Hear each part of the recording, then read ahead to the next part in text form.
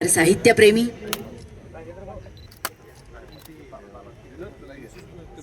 यापूर्वीचं जे संमेलन होतं 93 सालचं तेही याच स्टेडियमवर संपन्न झालेलं होतं आणि आजही याच ठिकाणी या संमेलनाची एक प्रकारची पायाभरणी साहित्य संमेलन सातारा पार पडतं त्याच्या मंडपोपाठीचा कार्यक्रम सुरू झालेला आहे. काय सांगाल, काय भावना आहेत तुमच्या याच्याबद्दल? नाही, अतिशय सगळ्यांच्या दृष्टीनं आनंदाचा आणि एक अभिमानाचा क्षण आहे.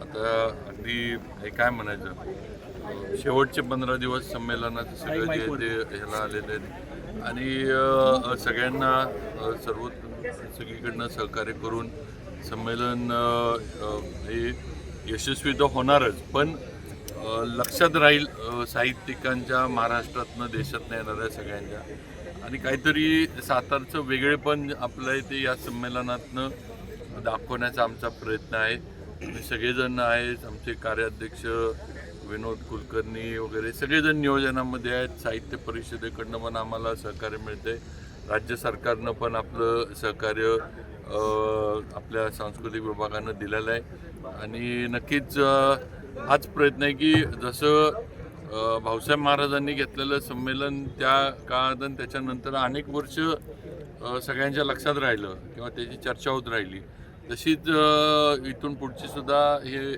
संमेलन आपलं 99 झाल्यानंतर ह्याची पण चर्चा, ह्याची पण आठवण ही साहित्यिकांच्या मनामध्ये राहिली पाहिजे, हा प्रयत्न आहे. महाराज, आता मुख्यमंत्री आणि दोन्ही उपमुख्यमंत्र्यांना आमंत्रण पोचले? हो, 100% आम्ही भेटलोय. मी विनोद कुलकर्णी, आम्ही जाऊन त्यांना निमंत्रण दिलंय आणि एकदा पत्रिका झाली की आम्ही परत जाऊन ती पत्रिका त्यांच्यापर्यंत पोच करणार आहे. मुख्यमंत्री असतील, दोन्ही उपमुख्यमंत्री असतील, यांनी म्हणजे या संमेलनाला भेट द्यावी, त्याबद्दल त्यांच्याशी आम्ही चर्चा वगैरे जे एका बाजूला महानगरपालिकांच्या रणधुमाळी असेल, दुसरीकडं साहित्यिकांची ही रणधुमाळी, कसं आहे हो, आता हा मराठी साहित्य संमेलन हा राज्याच्या दृष्टीनं एक फार हे म्हणजे महत्त्वाचा हा सगळा कार्यक्रम असतो.